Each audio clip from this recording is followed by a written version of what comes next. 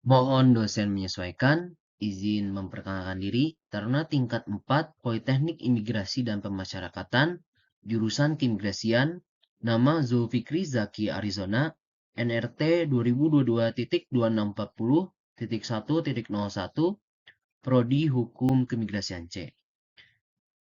Mohon izin perkenalkan saya untuk memaparkan hasil desain penelitian saya yang mengangkat sebuah isu krusial di garda terdepan kedaulatan negara dengan judul Tinjauan Yuridis Batas Pertanggungjawaban Administratif Otoritas Keimigrasian terhadap penyalahgunaan paspor Republik Indonesia di luar negeri.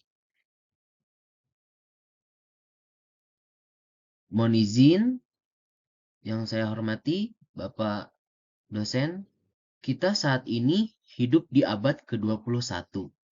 Dinamika mobilitas manusia lintas negara telah mencapai titik akselerasi tertinggi akibat globalisasi. Di satu sisi, dunia seolah bergerak menuju konsep borderless world atau dunia tanpa batas. Namun, di sisi lain, hukum ketatanegaraan menegaskan bahwa batas kedaulatan negara tetaplah nyata dan mutlak. Disinilah Direktorat Jenderal Imigrasi mengemban fungsi ganda atau dual function yang teramat berat. Kita dituntut menjadi fasilitator mobilitas demi pertumbuhan ekonomi.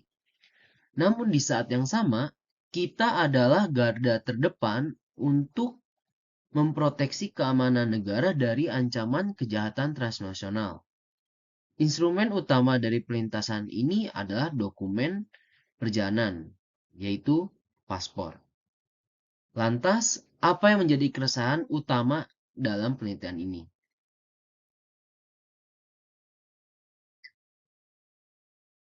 Terdapat sebuah anomali yang membahayakan institusi kita, institusi imigrasi. Modus operasi kejahatan perbatasan modern telah bergeser.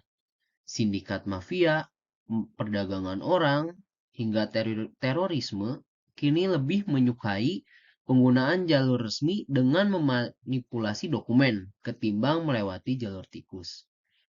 Fenomena paling mematikan bagi petugas kita di loket adalah documentary fraud yang berujung pada genuine passport with false identity, yang artinya belangko paspornya asli dikeluarkan negara, tetapi identitas dasar seperti KTP atau akta kelahiran yang didapat dari huru di luar imigrasi telah direkayasa.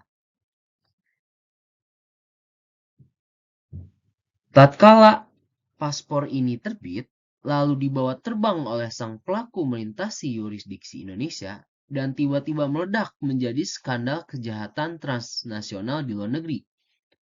Publik dan institusi penegak hukum seringkali langsung mengarahkan telunjuk kepada petugas imigrasi.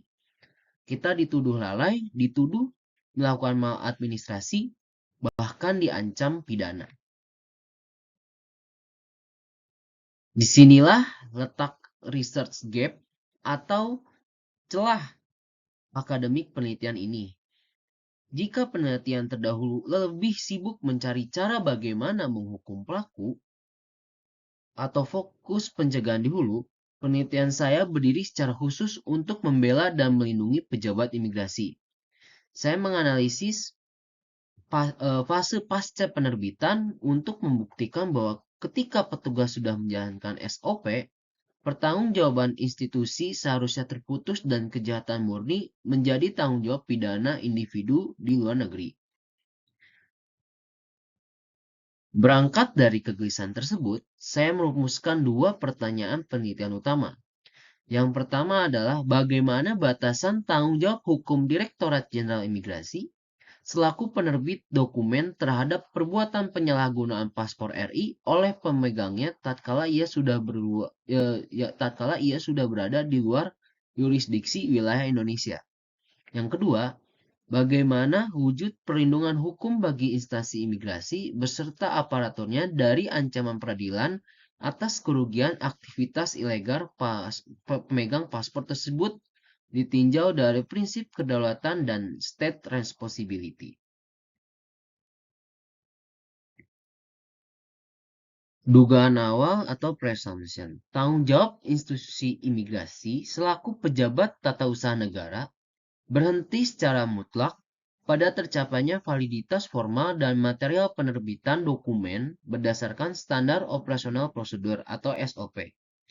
Perbuatan pidana pemegang paspor di luar negeri tidak dapat diatribusikan sebagai kelalaian negara, melainkan manifestasi niat jahat dari individu itu sendiri yang teraktualisasi di luar yurisdiksi negara penerbit. Metodologi dan data penelitian. Jenis penelitian: yuridis normatif atau legal review examination, berfokus pada sinkronisasi peraturan perundang-undangan, penemuan hukum atau legal finding, dan analisis konvensi internasional. Kemudian data primer yang saya gunakan ada Undang-Undang Dasar 1945, Undang-Undang Nomor 6 Tahun 2011 tentang keimigrasian, kemudian Konvensi Wina, Instrument International Law Commission atau ILC, dan ICAO, dokumen 9303. Kemudian saya menggunakan data sekunder, yaitu Jurnal Hukum Internasional, buku teks keimigrasian, kemudian putusan pengadilan terkait penyalahgunaan dokumen perjalanan, serta lembaga laporan internasional.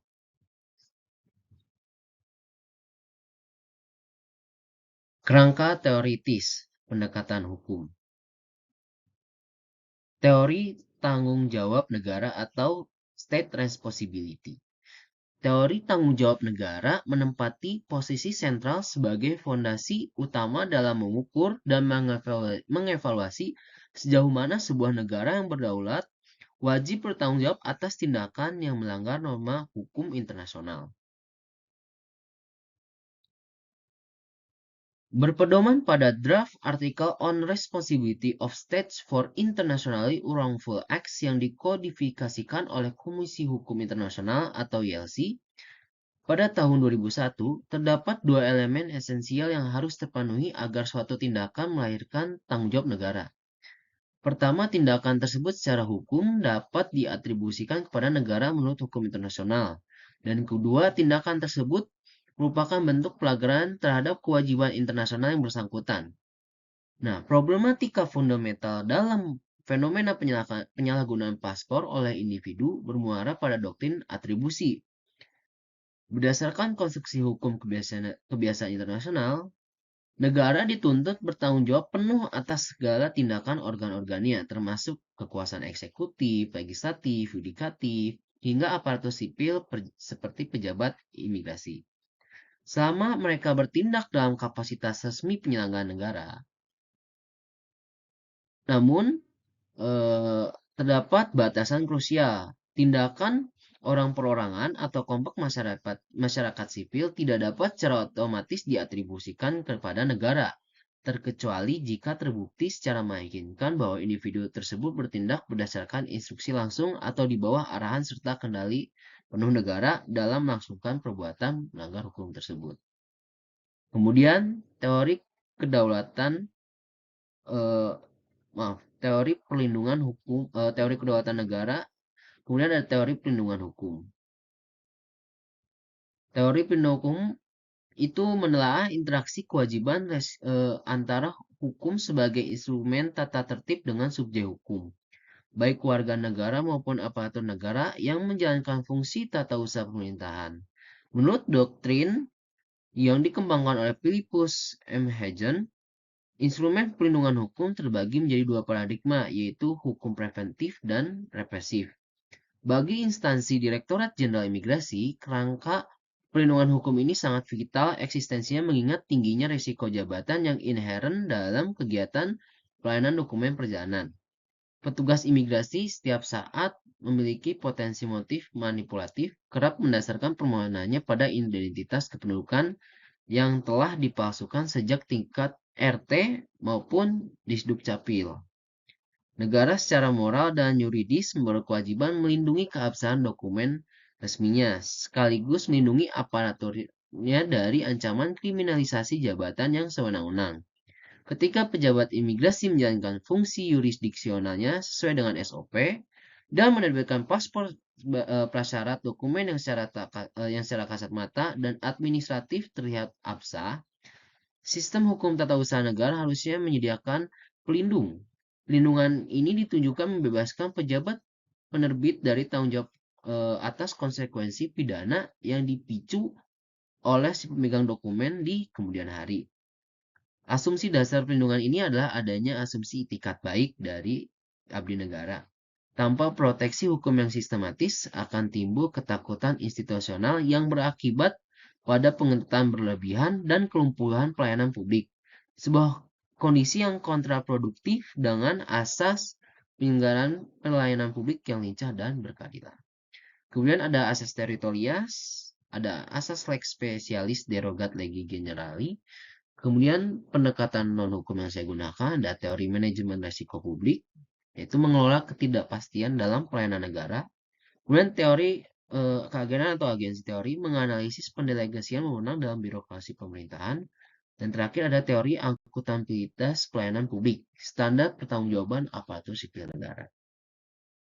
Novelty atau temuan utama yaitu klausul pelepasan tanggung jawab. Penelitian ini memformulasikan urgensi strategis penyusunan disclaimer of liability clause secara eksplisit di dalam regulasi keimigrasian nasional. Klausul ini mengukuhkan bahwa keabsahan paspor sebagai dokumen negara tidak dapat ditafsirkan sebagai bentuk state sponsorship atau pertanggungan mutlak negara atas segala perbuatan di perdata maupun pidana memegangnya di luar negeri. Baik, ini merupakan matriks komparasi penelitian terdahulu.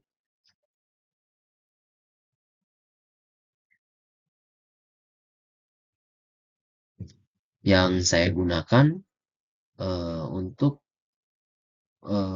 kepentingan penelitian saya. Di sini ada fokus penelitian dan titik pembeda dengan penelitian saya. Terima kasih. Mungkin sekiranya itu saja yang bisa saya paparkan dalam kesempatan ini mengenai desain penelitian saya.